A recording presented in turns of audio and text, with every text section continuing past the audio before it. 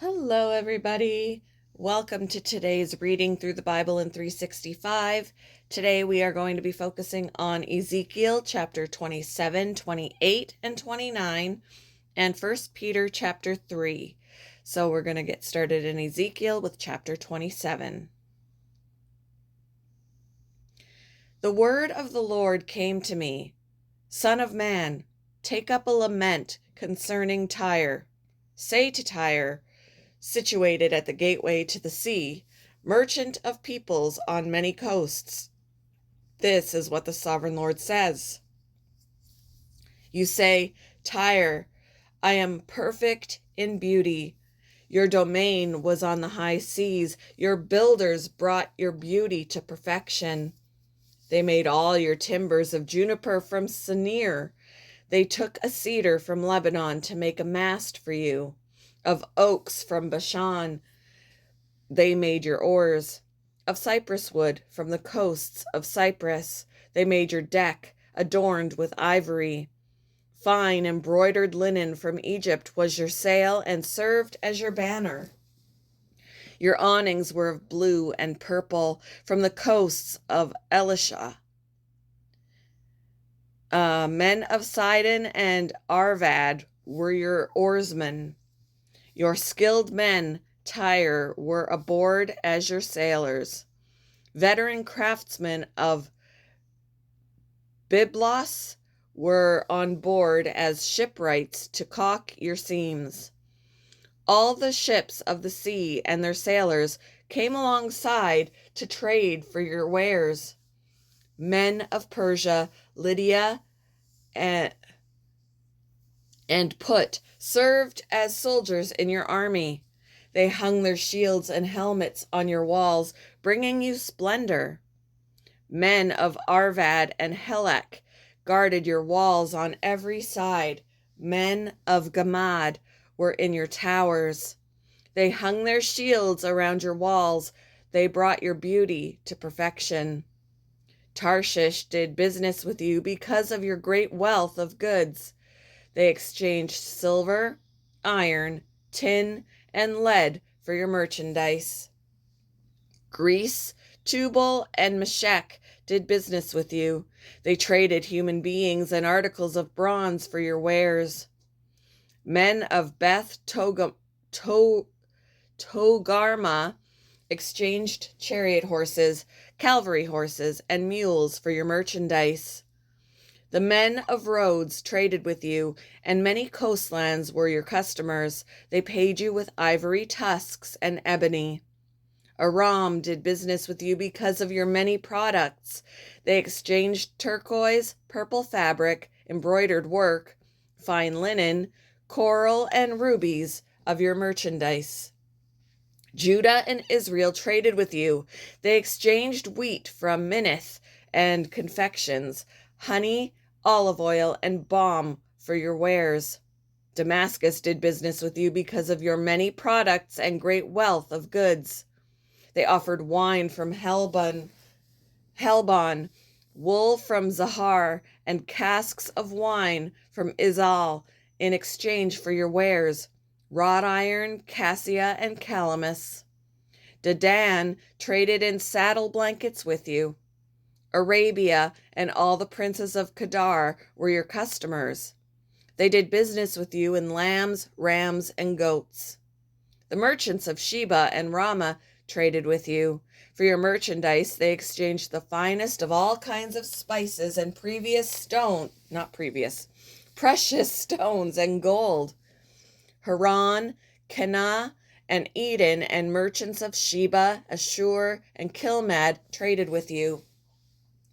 In your marketplace, they traded with you beautiful garments, blue fabric, embroidered work, and multicolored rugs with cords twisted and tightly knotted. The ships of Tarshish serve as carriers for your wares. You are filled with heavy cargo as you sail the sea.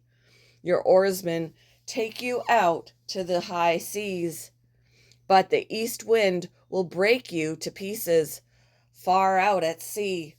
Your wealth, merchandise, and wares, your mariners, sailors, and shipwrights, Your merchants and all your soldiers and everyone else on board will sink into the heart of the sea on the day of your shipwreck.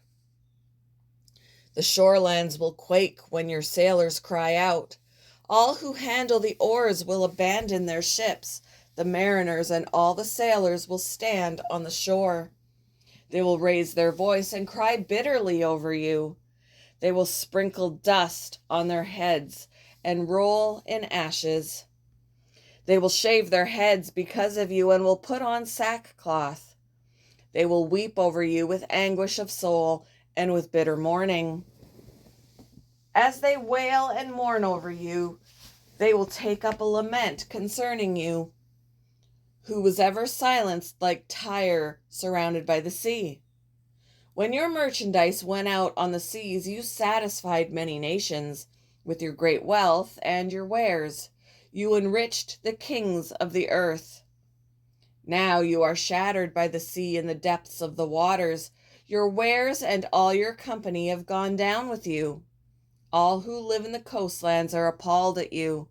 Their kings shudder with horror, and their faces are distorted with fear. The merchants among the nations scoff at you. You have come to a horrible end and will be no more. Chapter 28. The word of the Lord came to me, Son of man, say to the ruler of Tyre, this is what the sovereign Lord says. In the pride of your heart you say, I am a god. I sit on the throne of a god in the heart of the seas. But you are a mere mortal and not a god, though you think you are as wise as God. Are you wiser than Daniel? Is no secret hidden from you? By your wisdom and understanding you have gained wealth for yourself and amassed gold and silver in your treasuries. But by your great skill in trading, you have increased your wealth, and because of your wealth, your heart has grown proud. Therefore, this is what the sovereign Lord says. Because you think you are wise as a god, I am going to bring foreigners against you, the most ruthless of nations. They will draw their swords against your beauty and wisdom and pierce your shining splendor. They will bring you down to the pit, and you will die a violent death in the heart of the seas. Will you then say, I am a god, in the presence of those who kill you? You will be but a mortal, not a god, in the hands of those who slay you. You will die the death of the uncircumcised at the hands of foreigners. I have spoken, declares the sovereign Lord. The word of the Lord came to me, Son of man, take up a lament concerning the king of Tyre and say to him, this is what the sovereign Lord says. You were the seal of perfection, full of wisdom and perfect in beauty. You were in Eden, the garden of God. Every precious stone adorned you, carnelian, chrysolite and emerald, topaz, onyx and jasper, lapis lazuli, turquoise and beryl. Your settings and mountings were made of gold. On the day you were created, they were prepared. You were anointed as a guardian cherub, for so I ordained you. You were on the holy mountain. You were on the holy mount of God. You walked among the fiery stones. You were blameless in your ways from the day you were created till wickedness was found in you. Through your widespread trade, through your widespread trade, you were filled with violence and you sinned. So I drove you in disgrace from the mount of God, and I expelled you, guardian cherub, from among the fiery stones. Your heart became proud on account of your beauty, and you corrupted your wisdom because of your splendor. So I threw you to the earth. I made a spectacle of you before kings. But your many sins and dishonest trade, your many sins and dishonest trade. You have desecrated your sanctuaries. So I made a fire come out from you, and it consumed you, and I reduced you to ashes on the ground, in the sight of all who were watching. All the nations who knew you are appalled at you. You have come to a horrible end, and will be no more. The word of the Lord came to me. Son of man, set your face against Sidon. Prophesy against her and say, this is what the sovereign Lord says. I am against you, Sidon, and among you I will display my glory. You will know that I am the Lord when I inflict punishment on you, and within you am proved to be holy. I will send a plague upon you and make blood flow in your streets. The slain will fall within you, and the sword against you on every side. Then you will know that I am the Lord. No longer will the people of Israel have malicious neighbors who are painful briars and sharp thorns. Then they will know that I am the sovereign Lord. This is what the sovereign Lord says. When I gather the people of Israel from the nations where they have been scattered, I will be proved holy through them in the sight of the nations. Then they will live in their own land, which I gave to my servant Jacob. They will live there in safety and will build houses and plant vineyards. They will live in safety when I inflict punishment on all their neighbors who maligned them. Then they will know that I am the Lord, their God. Chapter 29. In the 10th year, in the 10th month, on the 12th day, the word of the Lord came to me. Son of man, set your face against Pharaoh, king of Egypt, and prophesy against him and against all Egypt. Speak to him and say, this is what the sovereign Lord says. I am against you, Pharaoh, king of Egypt, you great monster lying among your streams. You say, the Nile belongs to me, I made it for myself. But I will put hooks in your jaws and make the fish of your streams stick to your scales. I will pull you out from among your streams with all the fish sticking to your scales. I will leave you in the desert, you and all the fish of your streams. You will fall on the open field and not be gathered or picked up. I will give you as food to the beasts of the earth and the birds of the sky. Then all who live in Egypt will know that I am the Lord. You have been a staff of reed for the people of Israel. When they grasped you with their hands, you splintered and you tore open their shoulders. When they leaned on you, you broke and their backs were wrenched. Therefore, this is what the sovereign Lord says. I will bring a sword against you and kill both man and beast. Egypt will become a desolate wasteland. Then they will know that I am the Lord. Because you said, the Nile is mine, I made it. Therefore I am against you and against your streams, and I will make the land of Egypt a ruin and a desolate waste from Migdol to Aswan, as far as the border of Cush. The foot of neither man nor beast will pass through it. No one will live there for 40 years. It will make the land of Egypt desolate among devastated lands, and her cities will lie desolate 40 years among ruined cities, and I will disperse the Egyptians among the nations and scatter them through the countries. Yet, this is what the sovereign Lord says. At the end of 40 years, I will gather the Egyptians from the nations where they were scattered. I will bring them back from captivity and return them to Upper Egypt, the land of their ancestry. There will be a lowly kingdom. It will be the lowliest of kingdoms and will never again exalt itself above the other nations. I will make it so weak that it will never again rule over the nations.